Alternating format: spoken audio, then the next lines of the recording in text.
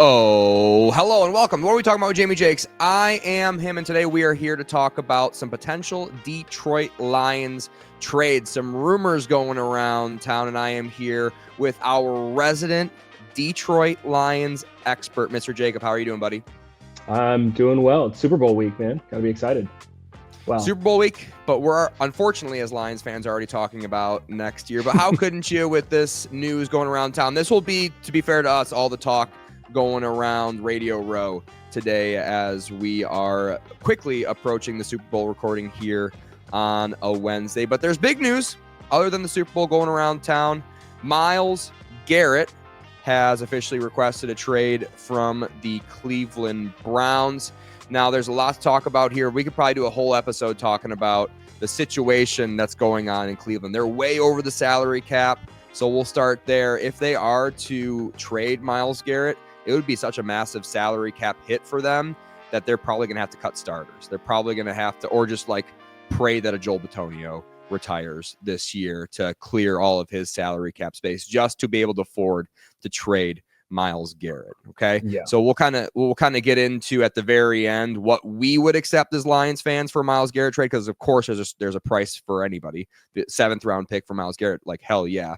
But realistically, like realism wise, probably not very likely, also because of the situation. And again, I'll try and keep it short here in Cleveland, that they have to win. They're holding on to Andrew Berry and that whole coaching staff. They didn't fire anybody despite the Deshaun Watson fiasco, which means to me they have to win this year. They're not going to stick around for a 3-year rebuild through this Andrew Berry situation. So for that reason, I think this trade is pretty unlikely that the Cleveland Browns will actually be able to accept something like that. Unless, which isn't unprecedented, an owner or their strategic manager over there, they got DePodesta over there, and their owner could just call the shot and be like, no, we gotta do a full reboot, and I don't care about your guys' jobs, which could happen.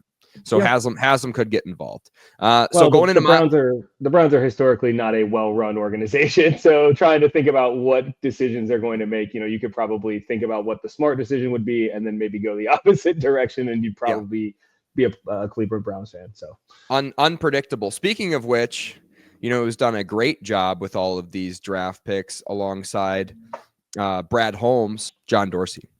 Oh yeah, John Dorsey chewing his bubble gum, executive personnel manager, whatever title, behind the scenes.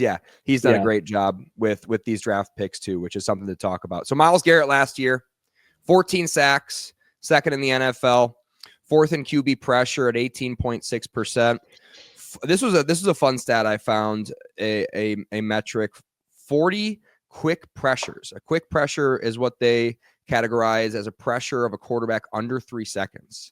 I was like, oh, that's pretty interesting, because it takes out like the good secondaries for these teams. Because obviously Detroit has a great secondary, and the Browns have a great secondary. So you could say, well, his pressure rate's high, but how fast is he? How fast is he getting to the quarterback? Right. He had a 3.1% sack rate. That pressure rate, by the way, the quick pressure rate for the year is 2nd in the league for Myles Garrett. 20 mil per year for the next 2 years, with a voided year at the end, which was just there for kind of make believe. And there's like a $40 million base. It's ridiculous. But so that they'll have to cut him or renegotiate if they do get there. Obviously, he is a massive needle mover for this Detroit Lions defense. And if you had the mindset of like, we have to go all in 2025 to win a Super Bowl, because that's the closing of our window, I guess one could say that let's go ahead and get Myles Garrett right now. So where are you there, Jake? Are you an all-in guy, or are you like, let's sustain the success? Dude, it's so tough. The way I think about it right now is, after losing Aaron Glenn and Ben Johnson, there's a lot of questions about, what this is going to look like next year. Obviously, the defensive stuff with an internal hire might be a little bit different than, an outside hire for the OC position. But I mean, like right now, I do. I just stylistically, like, how do we play, right? And I mean, when you have an edge rusher like Aiden, who's going to be coming back, Zadarius Smith is coming back, right? That was a massive midseason move to get him, this last year. But again, he's never really played with Aiden out there either. So depending on what they want to get for him, and I mean, how much it's gonna. I mean, I don't know. You said you've got the numbers, but like what our cap space looks like, I just don't know that we could. Do you think that going all in is the right move here? Because it's as fun as it would be to get him. I don't know. There's still some optimism about if we are able to pick up a little bit where we left off last year. This could not our window is not closing yet, right? So no, so where I am with the window, and I'll get into the salary cap situation just so we can be on stable footing. Yeah. The winning now, I am all in on. There's no such thing. I think there's like a myth of like windows, right? Sure. As long as you make good signings, you don't make anything boneheaded, like you get the value out of like re-signing an Amon-Ra St. Brown, getting the value out of the players that you are paying, and don't do like a Cleveland Browns Deshaun Watson situation. That's what's crippling is when. Sorry, to that just makes me think of the Chiefs, though. Like nobody says the Chiefs have a window. Like I know Patrick Mahomes' career, right? But year over year, their team looks very different, and they're able to kind of evolve and adapt. And it's like, therefore, there is no window, right? So I think that's pretty accurate. That's exactly what I was going to say. I don't want to be. I mean, of course, I'll take a Super Bowl, and if we suck for the next 10 years, I'd take that. Right, yes. But I don't want to be like a New York Jets, right? You go on a run, you have some Super Bowl run that no one was expecting. You win the Super Bowl and with Eli Manning, and then you run off into the sunset, and then you suck for the next decade. Like, that's awesome. But Giants fans nowadays, they're probably not still living off of that vibe. They're in hell. Patriots fans and Chiefs fans, they've had that sustained success over year. You're not going to win every year. Even the Patriots and the Chiefs during their massive runs, they'll drop one to the Titans in the divisional round. Like, that's just something that happens. It's hard to win Super Bowls. You're not going to win every single time you try. But the only real window you have is your quarterback. If you have a good quarterback, you're in a Super Bowl window. Yeah, and do you, and I know this is a little off topic, I don't want to get too far off topic, but I mean, we've cooled down. You and I watched what ended up being the last game of the season together. Jaden Daniels, just let's say it like it is, outperformed Jared Goff by a mile. I know that there was, play calling stuff, and there was, the defense was crushed, and, the first play of the game, losing, one of the only guys you had left in the secondary that could hold things down didn't help. But like, do you still feel really good about Jared Goff? Like, he's our window guy. Like, if you're talking about Mahomes being like the Chiefs window guy, like, you need a good quarterback. Like, I don't want to start the Jared Goff slander, because I think so, but I know that that's been knocked around the last couple of weeks, is like, hey, like, you're starting to have that conversation. Is he the guy? So you know why I'm not wearing my Jared Goff jersey today for this why video? Is that? It's in the wash. All right, I still believe in Jared Goff. I obviously not his best performance of all time, but look at that. But that's one game, okay? In a situation he's never been in before. He's never had a 1 seed performance. He gets the bye, right? That he didn't have that with the Super Bowl runs with the Rams, if I remember correctly, right? No. So speaking of which, his guy's already been to Super Bowl. He's been to an NFC championship, been to a Super Bowl, or been to an NFC championship with us, been to a Super Bowl with the Rams. Had a bad game there too. So maybe it's the bye week. Maybe it's the playoff bye week. That's why Jared Goff can't perform. So I don't know. I still believe in Jared Goff. It's one game. Take a big sample. Even like his playoffs as a Lion, I think he's been really, really good. So yes, I believe we're still in the window, because I still believe in Jared Goff. Yeah, so that kind of ties it back around, is like, if you kind of believe that we're in that, like, that open window, right? Yes, you want to go in all in, every year. You want to take kind of your strategic all in, I guess you could say. I just, where does Myles Garrett fit in that plan if what you have to give up for him is, we already don't have a lot of picks due to other trades that we've made over the last couple of seasons. So I don't know that, like, giving up picks is going to be an option. So you're going to have to send stuff their way. Like, there's just a lot there that it's like, I'd rather not break up more than we have to from what we had last year. I know getting him would be a huge get, but like, again, we haven't seen Aiden and Zadarius Smith on the field at the same time. So like, let's get there first, I guess. Yeah. So let's get into it. So Lions have a $46 million of cap space. Some big free agents of the Lions. I would personally really like them to re-sign. Carlton Davis, Zeitler, if he's not retiring. I think he's like 35, if I'm not mistaken. By the way, good free agency for the guard position too. So if Zeitler does decide to walk, or you let him walk and There's stuff out there. decide to upgrade Trey Smith if the Chiefs don't re-sign him, Mekhi Becton for the Eagles, both free agents this year. So if you want to talk about going all in and not leveraging your future in terms of trading draft picks for them, like, yeah, it's not free, right? But girl math, it's free because you're not giving away any draft picks for those free agents, right? So if you want to go all in, those are two guys. If the Chiefs can't figure out how to pay Trey Smith, those are two guys that can really upgrade your offensive line and to be the best offensive line in the league if Mahogany looks like anything like he did in his small sample size this year for the Detroit Lions. Dan Skipper, I have on my list of free agents I would definitely like the Lions to re-sign. It is projected to be like a $1 million contract and a guy who can play all over the offensive line, fill in spot starts and be an offensive weapon when he reports correctly. I think it's well worth $1 million. Yeah. And then Pat O'Connor, speaking of, kind of fun white guys, he would be a cheap like $500,000.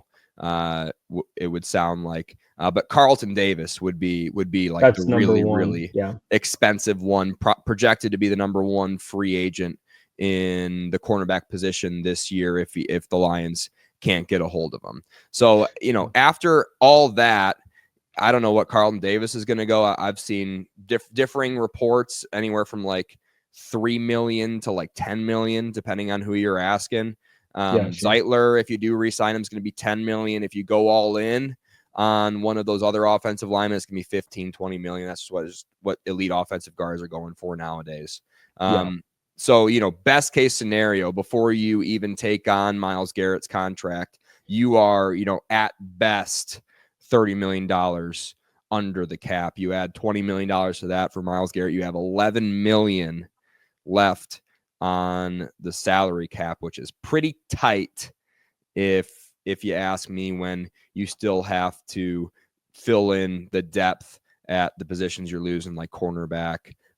You're going to be scraping the bottom of the barrel when we're talking about re-signing those positions. And after we saw a season where we had a lot of issues with injuries and we required depth in some positions that we didn't have it means something to get a solid cornerback 5, so we don't have to trot Kindle Vildor out there. I agree. I think I think that the secondary last year was the place that we felt the injuries the most. I think the pass rush really didn't suffer as badly as the secondary did. So, again, there's going to be injuries, making sure that you have the roster depth to kind of fill those holes, like you're saying. I think I would prioritize that over something that's a little bit flashy and, again, doesn't really fill a need. If you didn't have, two great edge rushers already and some pretty good, interior, like I think you're kind of getting really close if you're sitting at 11 million under the cap. And like you said, Aiden Hutchinson, we already have an elite. So listen to these stats: 5 games, Aiden Hutchinson, or 4.5, right? Because he went down in the second quarter. 4.5 games. Aiden Hutchinson had 7.5 sacks. Sack rate was 4.2%. QB pressure rate was 16.8%. He had 11 of those quick pressures I was talking about. So he was on pace to be in 4.5 games MVP of the year. He was on pace to outperform Myles Garrett. His sack rate was a whole percentage point higher. His QB pressure was in the same range, and just on a record-breaking, I mean, he wouldn't have kept up with it very likely, but on a record-breaking sack rate, having 7.5 sacks in 4.5 games. I'm not great at math, but that's pretty damn good. Yeah. Okay, an 17 game season, 18-week season. So speaking of, more girl math here, free agents, Khalil Mack played 16 games, had 13 of those quick pressures that we were talking about, 6 sacks. He's 33. So he could be a cheap 1-year veteran Super Bowl ring chasing guy that we could sign. A younger guy, Josh Sweat, solid guy, would be a solid depth piece.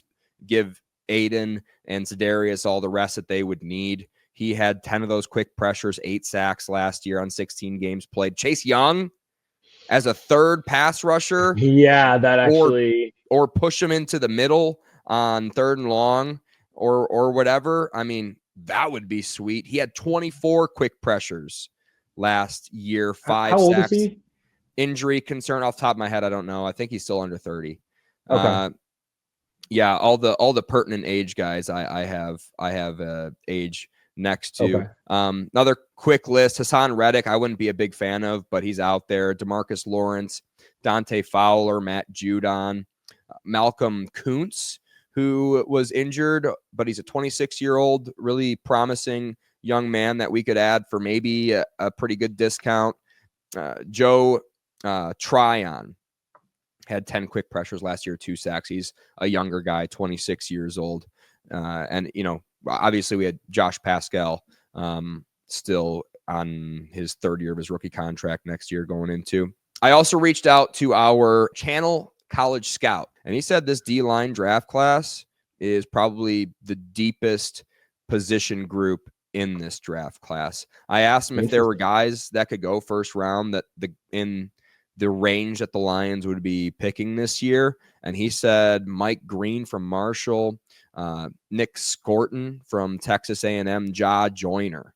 He also said are 3 guys that would probably be first round picks the Lions could go ahead and get. So, of course, if you're asking for a first round pick, you're not going to get one of those guys. And on top of it, you are leveraging next year because the salary cap situation for 2026 isn't nearly as good as 2025. You're still going to pay that. You're going to be in salary cap hell if you do sign Myles Garrett to or trade for Myles Garrett and take on his contract. It doesn't look great, Jake, for having Myles Garrett, unfortunately.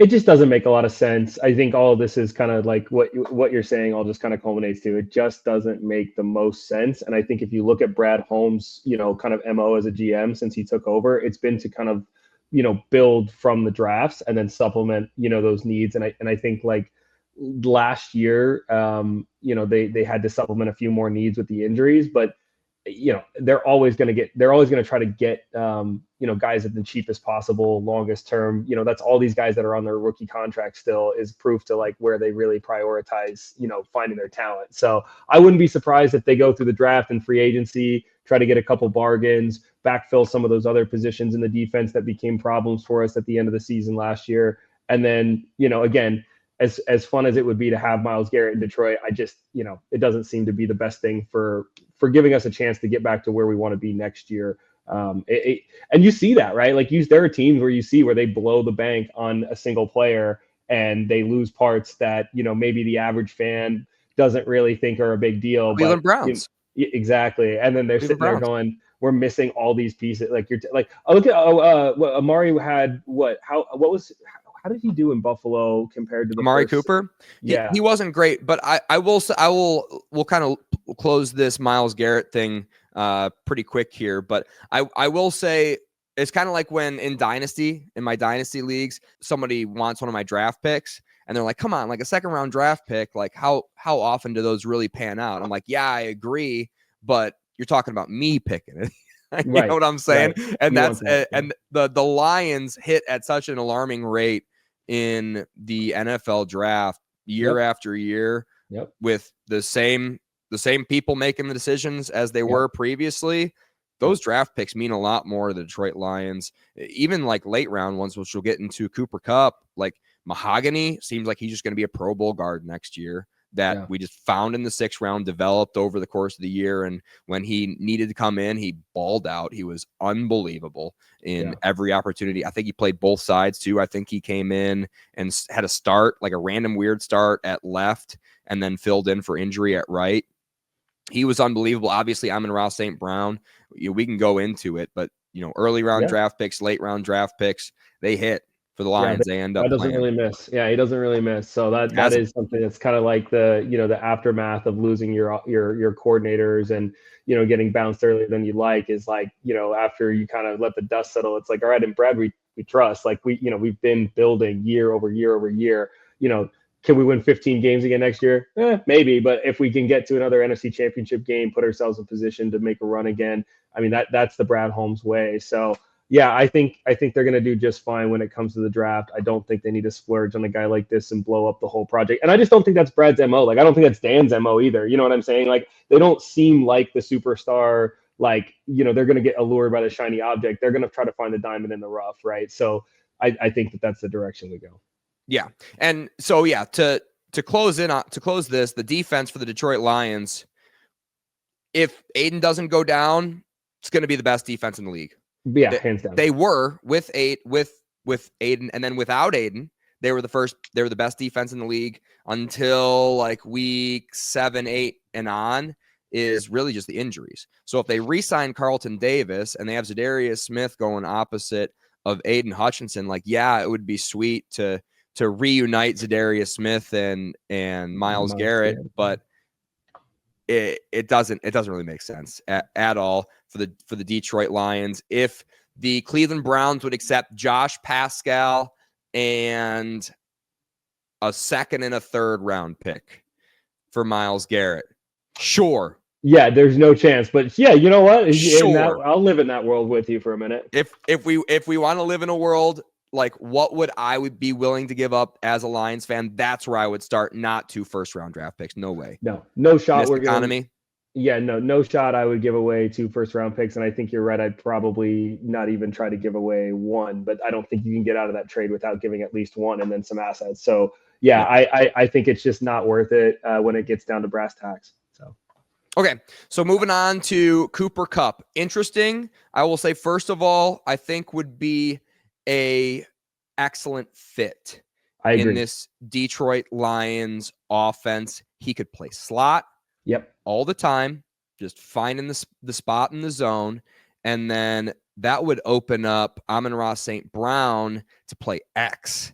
And I don't know if you've looked into this, but Amon-Ra as an X, like EPA-wise, production-wise, he's actually more efficient as an X receiver as he is a slot receiver. Now, of course, because he doesn't drop the ball, so it's like if he's able to get separation and he's open in space deeper down the field, he's going to make that catch, right? So, so we're actually using Amon-Ra in the slot, and the Lions know this, of course, but using Amon-Ra in the slot as much as we do, not to say that we're going to eliminate that. We're not going to eliminate that ever from his game, but mixing him out to the outside more, I think would really unlock this Detroit Lions offense, when I think it's all going to come down to, do you want to re-sign Tim Patrick or not, is what this whole conversation is really going to come down to. Because Tim Patrick and blocking, I think Cooper Kupp's actually a better blocker than Tim Patrick, and they really value that, both LA and in Detroit. So Cooper Kupp, 31. He played 12 games. Remember, he had the high ankle, which I think is going to be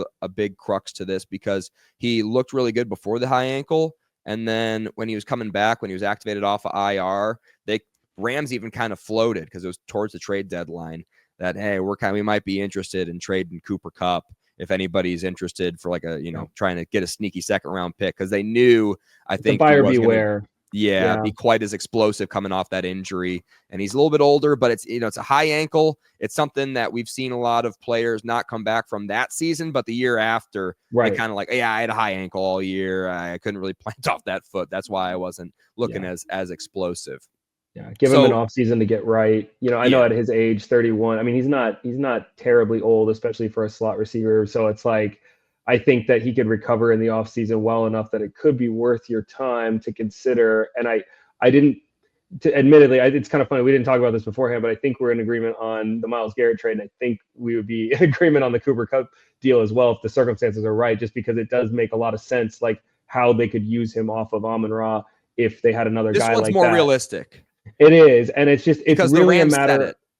Right. And it's really a matter too, though, of like, and I mean, you'd be reuniting Goff with Cooper Kupp, and like you said, he's a better blocker. He's a little bit more experienced. He's also into a Super Bowl. You're talking about bringing guys into the locker room that have that mentality and that have that leadership.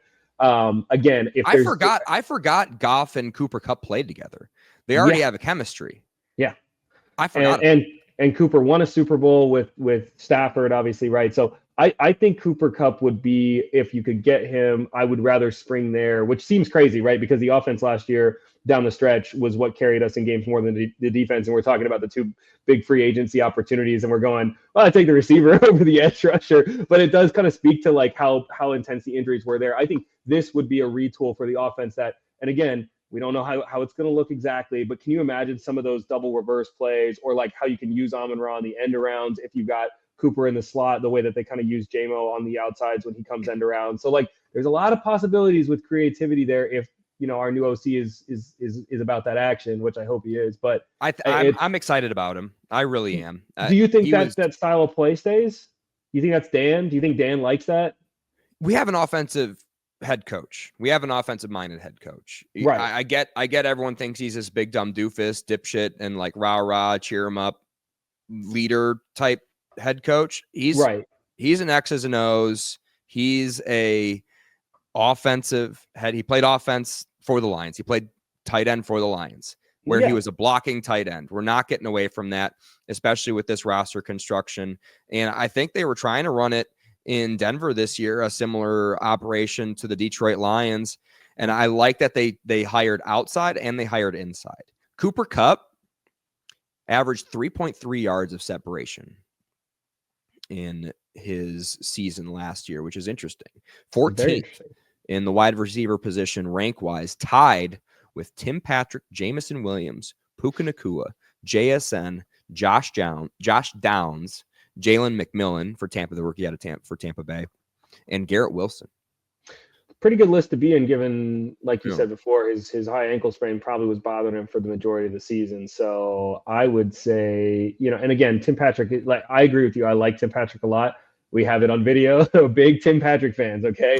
But I think that when you have a Triple Crown guy, a Super Bowl champion, Ceiling's a guy way that higher. has played with your quarterback, like you said, can block better, that fits into your scheme almost organically, I think that this is a no-brainer home run. Like I said it to you yesterday right when I saw it, and I was like, damn, if they're willing to get rid of him, I think I would take him in a heartbeat. But again, what do you want for him? Are they going to overinflate his value? Like I said a few minutes ago, buyer beware type thing. Like that's maybe how they felt in the season, but now that you're out of season, price today is not the same as the price yesterday. It goes up. So I just don't know what they're going to look for to get him. I mean, what would you be willing to give up to get him? So what I heard is they'd be looking for like a Keenan Allen valuation from last year. They got a 4th rounder for Keenan Allen last year.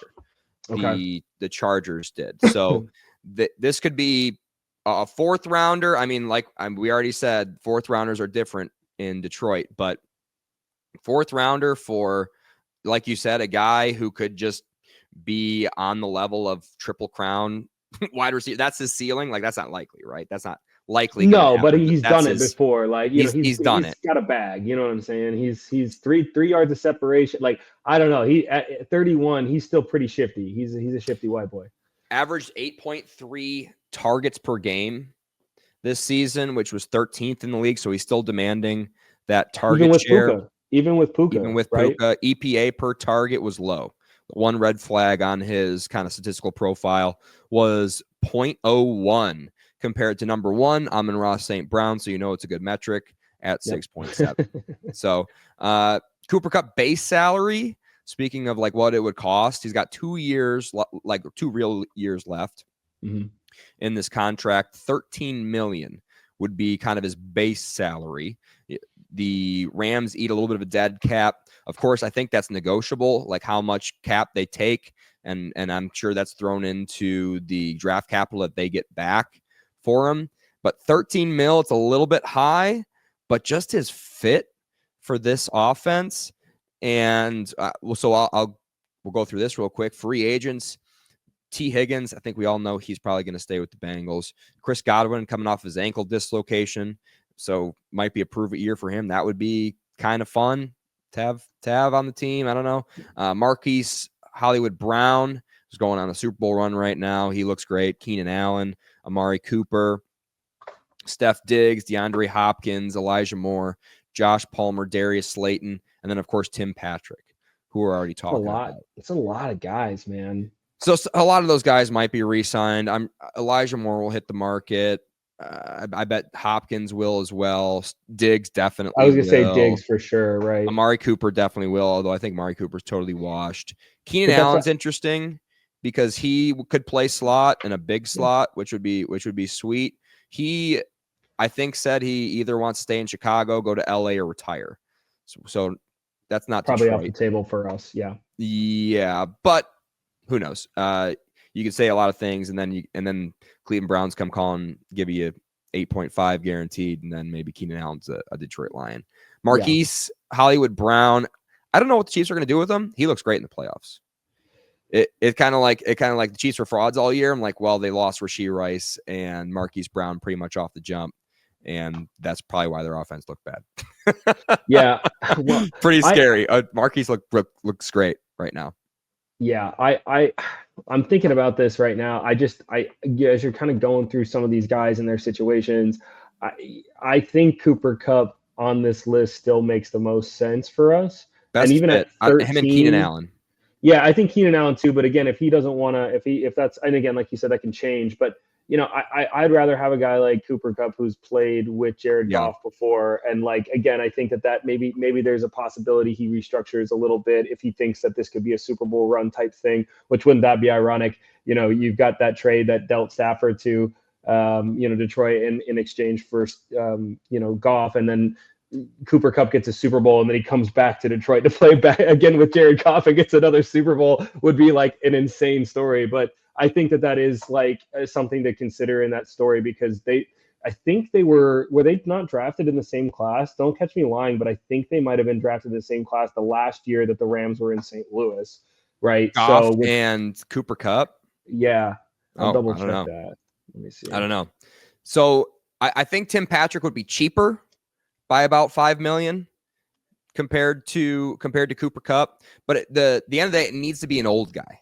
It needs to be an old guy because like I said, 2026 cap space isn't looking great already, and we've got JMO coming up. We got to re-sign JMO. So you're either committing to like a Marquise Hollywood Brown, which I think would be a significant downgrade from Jameson Williams. I agree.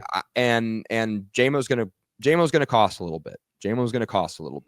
So who else do we have on those deals that are those rookie deals expiring in the next year? Anybody big? Anybody? Well, Hutch. Yeah, Hutch. Yeah. Hutch is coming up. And then Campbell. I assume they're going to want to keep Jack Campbell. I think so. Yeah. On board. Laporta obviously is going to be like a must re-sign. Speaking of which, if you wanted to just get like a different kind of slot, you could just get a tight end. This free agent. So if you can't land Cooper Kupp for a reasonable deal, tight end could be kind of like a secondary little cherry on top. If you're feeling really, really frisky. So yeah, I agree. Dan likes to use the tight ends. Dan likes to use the tight end. So I mean, even our second tight end got a lot of action this year. So I do think that that's a possibility too, that you kind of just retool the offense in a way where you have kind of this bigger slot guy who can block and make catches. But it's got to be the right guy. I think Sam Laporta is a must re-sign for me, right? Like I think he's been I'm not even saying this from a salty standpoint, but he's been such an upgrade from Hawkinson. And it's ironic that like Hawkinson made that comment and things have played out the way that they have since then. But like he truly was like, that was my full buy-in on the Brad Holmes masterclass was like, oh, this guy's got it. Like, it's fine. It's like, because I was like, I couldn't believe it when it happened. And it's like, Laporta's been, I need to get a Laporta jersey this year, actually. Yeah. To cap this off, would trade that 4th round pick for Cooper Kupp. It's going to be tough next year for salary cap purposes, but I think we can move some things around and still be able to re-sign the guys we need to re-sign if and when that comes around. And a 4th round pick, I get it. We could find the next Amon-Ra with that pick, but chances are it'll be something not quite as exciting as like Mahogany or all the big late round guys that we've drafted in the past few years. And it's a guy who has chemistry and a guy who I think can really elevate this offense into something more. And you say, oh, you're not investing in your defense. Like, doesn't matter. Defense is so good. When it's healthy, it doesn't need anything else right now, I think. If they get Carlton Davis back. Yeah, right. If they get Carlton Davis back, yes. Yeah. Because then it's like, a healthy Kirby Joseph, a healthy, and now more experienced Terrion Arnold, hopefully, right? His second year, I hope he takes another step forward. He did. He had a lot of penalties early in the year. I think it was because, he's learning that the NFL is a different level, but like at the same time, he improved. So yeah, him, Curb.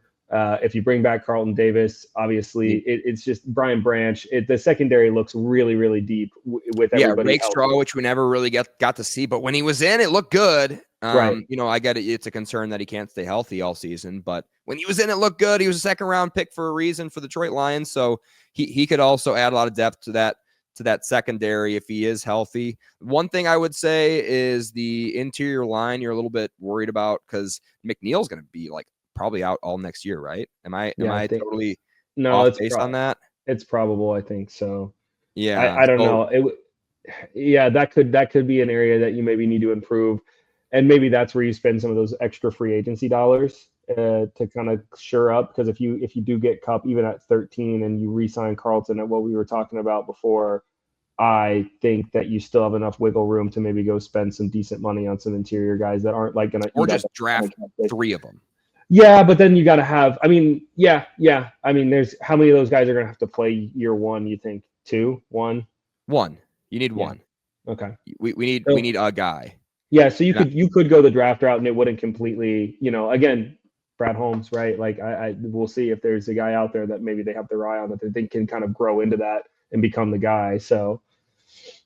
Yeah, and Aiden, if he really wanted to, he could kick inside and we could move all over the place, especially on third down. But yeah, outside of the interior defensive line, we're gonna have an elite defense again next year. If we would have just stayed healthy this year, if you just don't lose Aiden Hutchinson, those corners probably don't get injured because Aiden's gonna have 20 sacks this season. Yeah, the quarterback's not throwing the ball. You're not even quarterback's not plays. Yeah, they're running the ball more. We're going to stay healthier. It's just like one of those dominoes, like butterfly effect that just threw the whole season out of alignment. And in the first half of the season, they're the best defense in the league. Like they won games with this defense even after they lost Aiden. So yeah, I would love to add an extra weapon to this offense and a security blanket and a guy Jared Goff feels really comfortable throwing to,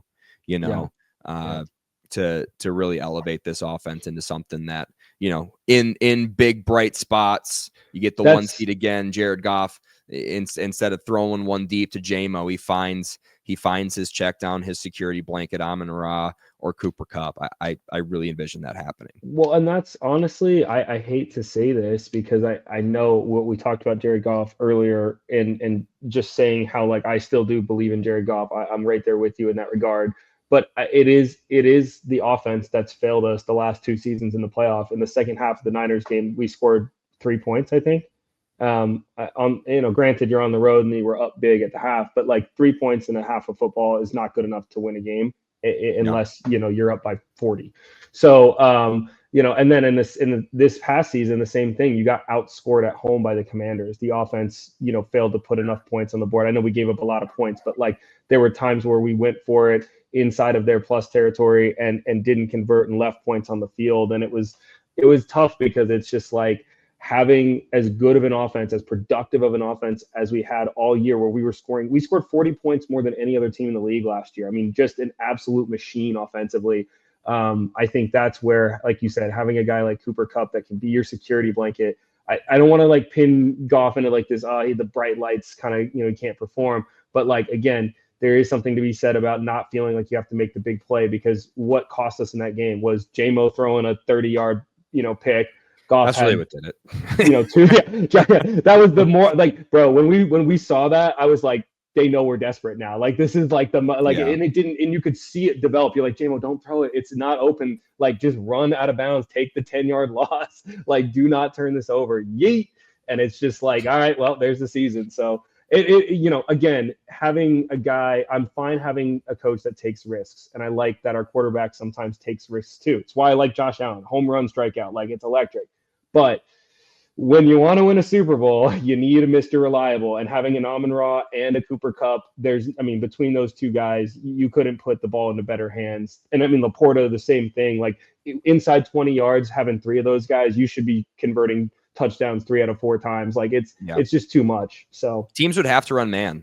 They would have to run man against. You would have to run man against the Lions. The only way you could stop it, because Amon-Ra and Cooper Kupp are going to exploit the hole in your zone faster than you can get to the quarterback, and one of the best. They're going to crisscross patterns. You're going to lose guys. You're going to. It's too much. And then you need 2 high safeties to take out JMO. And oh by the way, we have the best 2 running backs in the league. Yeah, 3 if we draft Cam Scatabo. God, could you imagine Dan running? He gets like 40 pounds on Scatabo and runs him as a fullback, and it's just talk about a guy that could not fit better in that locker room if he's there like late. And because the weird thing is, like, I have this feeling after how much he got pumped in the Big 12 championship game and then the game against Texas, like, I know there's going to be a team that takes him earlier than they should. I hope it's not us. I hope he's available late, but like somebody's going to take Cam Scatabo way too seriously. He got 3 Heisman finalists, like number 1 votes. That's insane. How dare you, Jake? How dare you say it's impossible? It would be 1st overall pick, Cam Scatabo. That's not too early. All right. That's crazy. He is my sweet baby. He's my number 2 running back in this class. He's electric. Class. He looks like he runs like he would play without a helmet if you let him. He's the Incredible Hulk. Like when people try to tackle him, they like legit, like Incredible Hulk, like Marvel style fly back. Anyways, we'll talk about that in a future episode. Thank you guys for watching. My name's Jamie Jakes. Mr. Jake, do you want to tell the audience anything? Well, my fiance is a Chiefs fan, so Sunday is going to be a really tough day for me either way. So please send your thoughts and prayers, because no matter what happens, it will be a rough night for me. Oh, yeah. And you're coming over, right? For the Super Bowl party? I am coming over. We are. Yes, we will be there. Yep. So you guys probably won't see any content from that, but that'll also happen. We'll tell you about it in a future episode. We'll have Lions-based content all off season. So hang out with us, and we'll have some fun watch parties once we get to next season, Mr. Jake. Yeah, sounds good. Thank you guys for watching. Please subscribe. See you next time.